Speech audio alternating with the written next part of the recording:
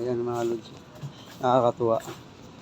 Wala namang problema kung saan ko itatali yung aking lobo. Pero mayroon doon nakasaklay sa labas, nakaupo. Parang putol yata ang paa. Nagpresenta siya na siya daw ang hawak ng aking lobo. So, mga lods, bibilan ko siya ng mainom.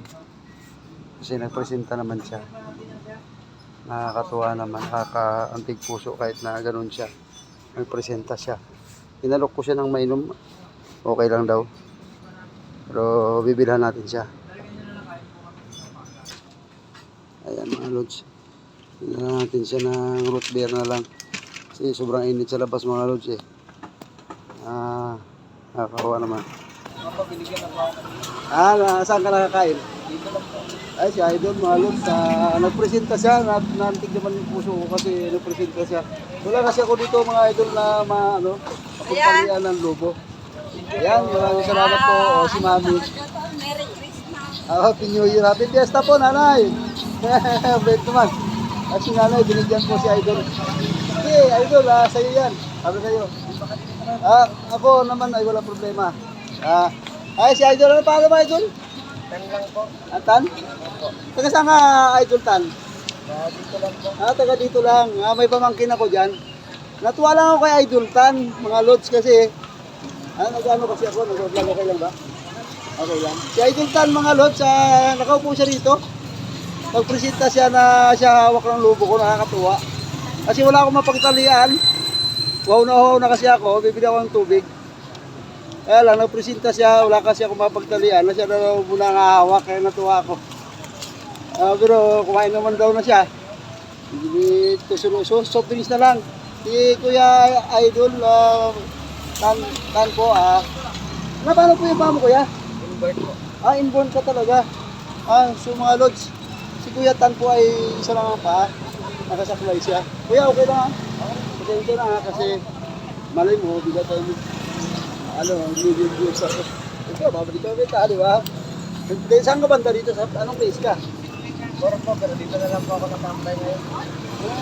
Dito ka lang natambay? Bakit? May maulang ka pa ba? Tatay na po. Kanina ka sumasama? Kuya ko po. Saan nagtatrabaho kuya mo? Driver lang po, pero madami po ng tuloy, nahihiya po ako. Saan banda sila nakatira? Facebook. Base 4? Ikaw lang mag-isang ang anak? Ano kami lahat, 5. Mga lods, nakaka-antik naman ang kalagayan ni Kuya Tan. Sana po mga lods, masuportahan nyo itong vlog na ito. Kasi at least kahit pa paano, si Kuya Tan, wala na pala siyang masyadong... Dito na lang daw siya, patambay-tambay. Paano Kuya Tan matulog, kang kakain? Araw-araw. Ay, di naman po, ngayon lang po. Baka mamaya po. Uwi ka din. Hindi ko lang po alam. Ayan mo mga Kuya Idol Tan Ayan mo, baka swertihin tayo dito. Ako po ay nalulungkot, nakakaantig naman ng puso ito si Kuya Tan.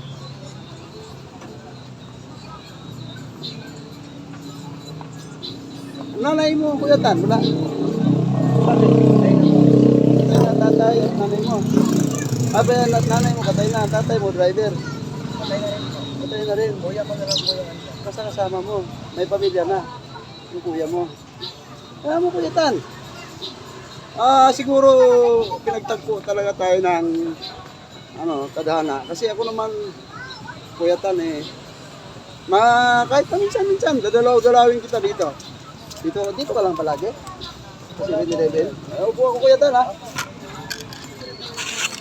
Ay, ako po kasi ay nagtitinda ng lobo, mga lods. Nakakalungkot. Isipin ang tagpo namin ni Idol Tan. Tan? Tan lang o Tan? Tan. Ang tunay mong pangalan? Suya po. Tatsuya. Mga lods, sana naman po makipag-share naman tong vlog natin. Sana masuportahan natin. Sa pamamagitan nito, si Kuya Tan, matulungan natin. Wala siyang nanay, wala siyang tatay. Kapatid na lang niya. Siyempre, yung kapatid niya may pamilya na rin. Kaya dito na lang siya sa tambay-tambay sa mga lansangan. Siguro pinagtagpo kami mga idol. Kasi ako'y uhaw na. Ito nga yung binili ko mga lods, oh. Tapos, nagpresenta po siya. Di ba tan, Kuya Tan, nagpresent ka na ikaw ang kukuha ng hawak ng lobo ko. Nakakatuwa. Wala akong mapagtalian dito mga idol, ang lobo. Uhaw kasi ako. Wait lang po ha mga lods ha. Dalawang hindi ko kayo pumasok. Akala ko ano meron. Nakita ko pumasok. Ayan mga idol, nagkukwento si Kuya Tan. Napansin niya kasi ako mga idol. Pero nagmamagic din po kasi ako yan. Ha? Nagmamagic. Magic ka din? Wala lang po ako para ngayon. Ay, hayaan mo Kuya Tan. Minsan, nagawa tayo ng magic. Gusto mo mag-ano tayo sa vlog eh. Tulad tayo. Mga idol oh.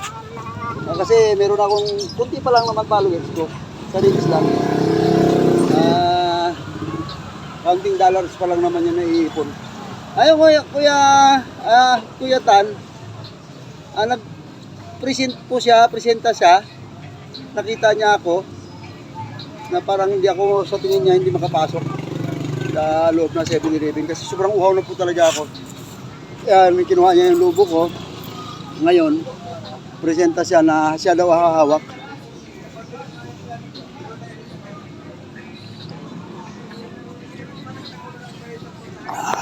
Yung ano yan, idol, yung tawag nito, yung grass fire.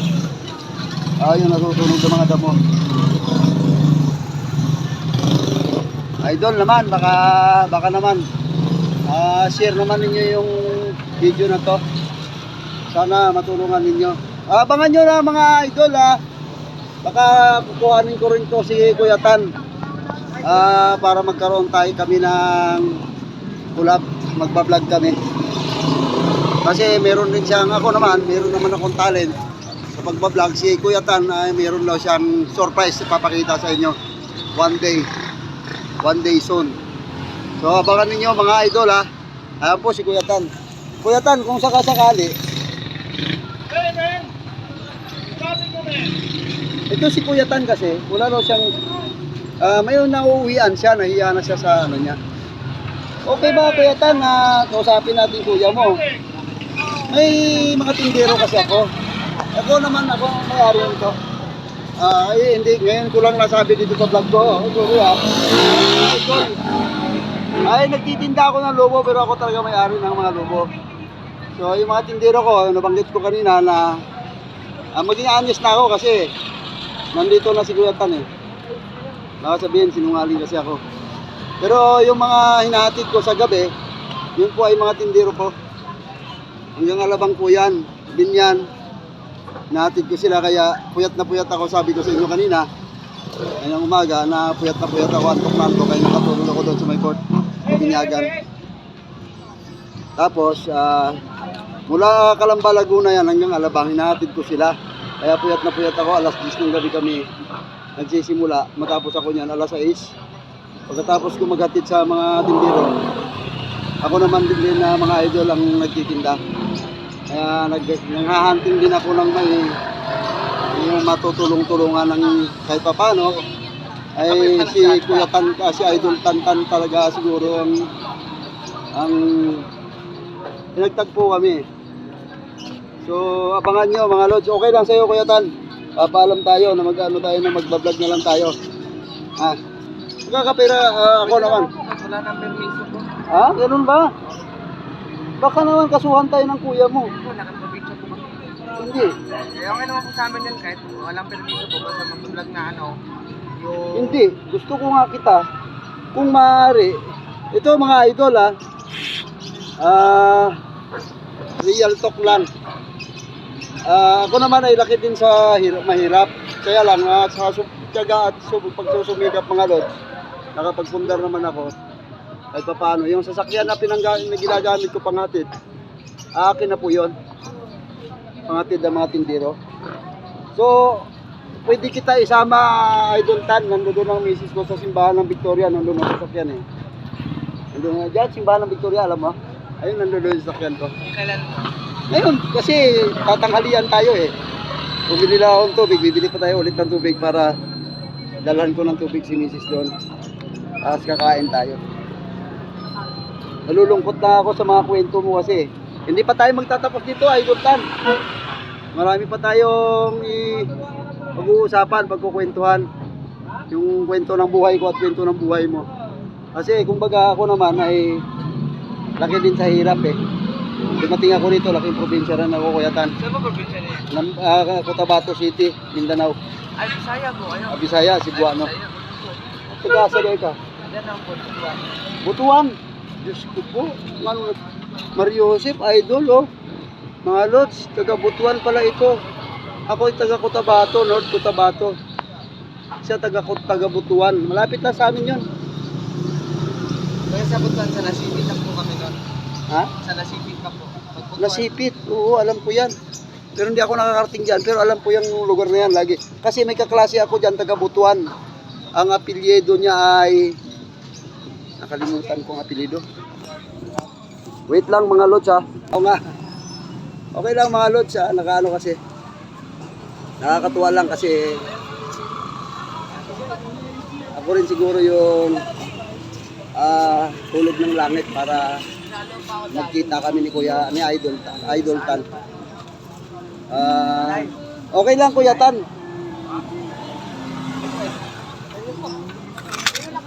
okay na po ako. Napakabuti po ni Idol Tan. Napakabait po ni Kuya Idol Tan. Yung binahagi sa kanya na pagkain. Oo. Alam mo mga lods oh. Yung binigay sa kanyang pagkain, ibinamahagi niya doon sa tao. Kilala mo yun? Kuya Tan? Hindi. Tapos si... Hindi, naano na po mas nakakain po mas Oo. Ginawa po kasi lahat ng binibigay sa akin. Kailangan po sila natin ipamahagi. Tama, Idol Tan.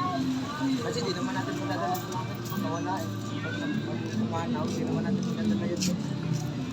Mga idol, narinig nyo naman sinabi niya. Mahaba yung vlog natin pero itong vlog, itong video natin mga idol, ikakat natin to tapos mag-start tayo ulit. Okay? Para part 2, part 1, part 2, part 3 na tayo.